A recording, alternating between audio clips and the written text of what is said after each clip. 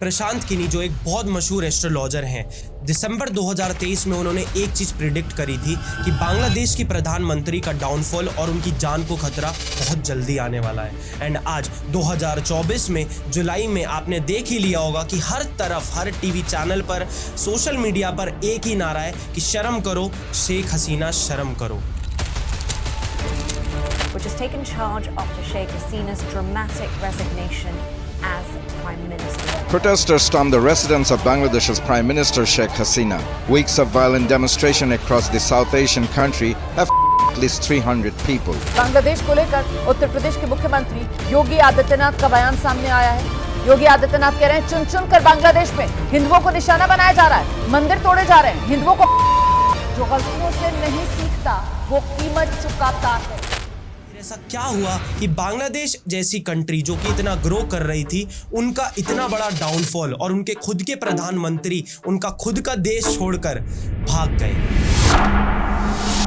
और क्यों ऐसा हुआ कि प्रधानमंत्री के भागने के बाद पूरा देश रातों रात टीयर गैस और आग के बारूद में झुलस गया। एज अ प्राइम मिनिस्टर उनकी एक बहुत बड़ी रिस्पॉन्सिबिलिटी होती है अपनी आवाम की सुरक्षा करना, बट ऐसा क्या हुआ कि उनको खुद को अपनी आवाम से डरकर अपने ही देश को छोड़कर भागना पड़ा, वो भी छुप कर। हालांकि ये वही बांग्लादेश है जिसे पाकिस्तान से आजादी दिलाने में उनके खुद के पिता शेख मुजीबुर रहमान जी ने अपना जीवन समर्पित कर दिया और एक स्वतंत्र सेनानी की तरह उन्हें जाना जाता था। प्रोटेस्टर्स ने उन्हीं स्वतंत्र सेनानी शेख मुजीबुर रहमान जी के स्टैचू को पूरा गिराकर और शेख हसीना के रेजिडेंस में घुसकर उनका पूरा रेजिडेंस बर्बाद कर दिया। इनफैक्ट उनकी पर्सनल चीजों को भी चुरा लिया। उनके पूरे रेजिडेंस में जितनी भी लग्जूरियस चीजें थी उनको उठा कर ले गए। लेकिन सारी चीजों की इमेजेस, वीडियोस आपने ऑलमोस्ट पूरे इंटरनेट पर देखी होंगी। बट ऐसा क्या हुआ कि शेख हसीना को अपनी सत्ता को, अपनी हर एक चीज को वहीं छोड़कर भागना पड़ा। In breaking news, former Bangladesh Prime Minister Sheikh Hasina has arrived in India.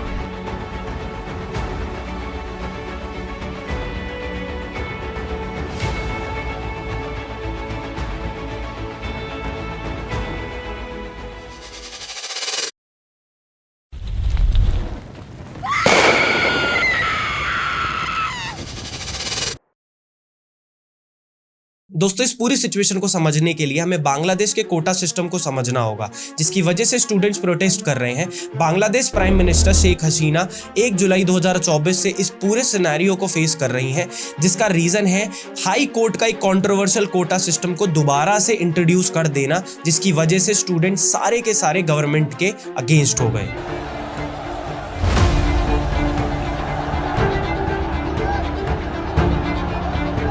ये कोटा सिस्टम इंडिया के कोटा सिस्टम से बिल्कुल डिफरेंट है, जिसकी शुरुआत हुई थी 1971 में जब बांग्लादेश आजाद हुआ था। शेख मुजीबुर रहमान जो कि शेख हसीना के फादर है, उन्होंने कमिटमेंट दी थी जितने भी वॉर विक्टिम हैं एंड जितने भी फ्रीडम फाइटर हैं उन सबको गवर्नमेंट जॉब्स में कोटा अलॉट किया जाएगा, जिसकी वजह से 56% जो गवर्नमेंट जॉब है वो रिजर्व्ड हो गई थी, जिसके चलते बांग्लादेश में इकोनॉमिक ग्रोथ तो है बट जॉब अपॉर्चुनिटीज बहुत कम हो गई है एंड इनइक्वालिटी इंक्रीज होती जा रही है। एंड 2018 में इसी रीजन की वजह से स्टूडेंट्स ने ये प्रोटेस्ट को स्टार्ट किया था एंड गवर्नमेंट ने प्रेशर में आकर इस पूरे कोटा सिस्टम को कैंसिल आउट कर दिया था। बट 2024 में हाई कोर्ट ने दोबारा से इस डिसीजन को अनकॉन्स्टिट्यूशनल बताकर कोटा सिस्टम को दोबारा इंप्लीमेंट कर दिया, जिसकी वजह से ये पूरा का पूरा प्रोटेस्ट दोबारा स्टार्ट हो गया। तो प्रोटेस्ट को देखते हुए शेख हसीना ने 14 जुलाई को एक प्रेस कॉन्फ्रेंस बुलाई, जिसमें उन्होंने एक ऐसी स्टेटमेंट बोल दी जिसकी वजह से ये सारी की सारी चीजें हो गई। अगर फ्रीडम फाइटर के ग्रैंड किड्स को कोटा नहीं मिलेगा तो क्या रजाकार के ग्रैंड किड्स को कोटा मिलेगा?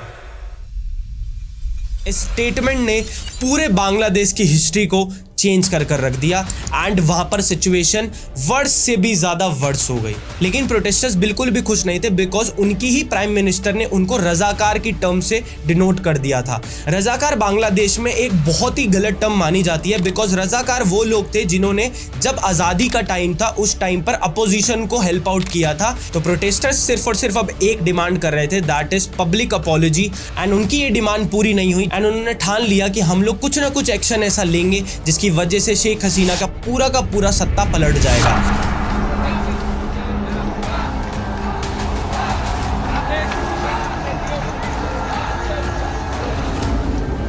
एंड यहाँ पर बहुत जगह ये भी कहा जा रहा है कि अपोजिशन ने भी इन सारी की सारी चीजों में सपोर्ट किया एंड लोगों ने ठान लिया कि हम लोग रेजिडेंस को पूरा टेक ओवर करेंगे। Inside the Prime Minister's residence, there was complete pandemonium.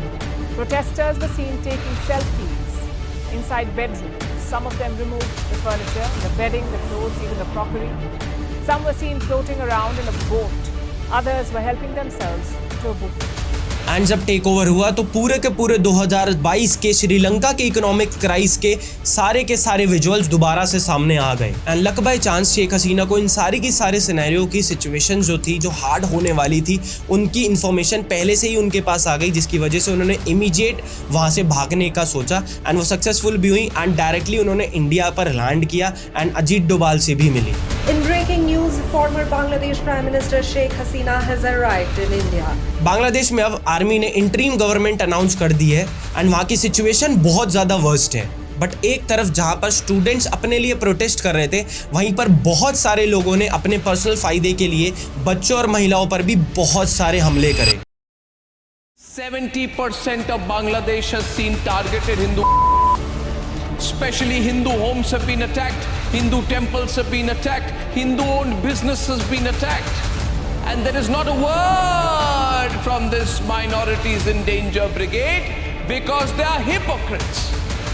And after this situation बहुत सारे लोग तो ये चीज़ भी बोल रहे हैं कि बांग्लादेश का ये बहुत रेवोल्यूशनरी मूवमेंट है। बट क्या आपको लगता है कि ये सही में रेवोल्यूशनरी मूवमेंट है कि एक प्राइम मिनिस्टर जो कि इतने टाइम से सत्ता में है, पूरे बांग्लादेश को इकोनॉमिक ग्रोथ को अचीव करने में हेल्प आउट कर रहा है, उन्होंने एक स्टेटमेंट की वजह से इतना बड़ा डिसीजन लिया एंड अपने मुल्क को छोड़कर अपनी जान बचाकर भागे? एंड आपको क्या लगता है कि बांग्लादेश को दोबारा से रिवाइव करने में, उसी पेस पर आने में कितना टाइम लगेगा? एंड सही में ये रेवोल्यूशनरी मूवमेंट है? ये क्वेश्चन मेरा भी आप सबसे है, तो आई वांट कि आप कमेंट में इस चीज़ को बताएं एंड ऑल्सो आई वांट कि आप इस इन्फॉर्मेशन को सारे लोगों तक पहुंचाएं जो लोग मिसकंसेप्शन रख रहे हैं, हर एक चीज़ पर एक अपनी अपनी कहानी बना रहे हैं। सो इस पूरी सिचुएशन को एनालाइज करने के बाद हम लोगों को ये चीज़ ज़रूर समझ आती है कि अगर आप एक पोजीशन होल्ड करते हैं, आपके एक वर्ड, आपकी एक स्टेटमेंट सारी की सारी चीज़ें पलट देती हैं। So make sure you choose your words wisely.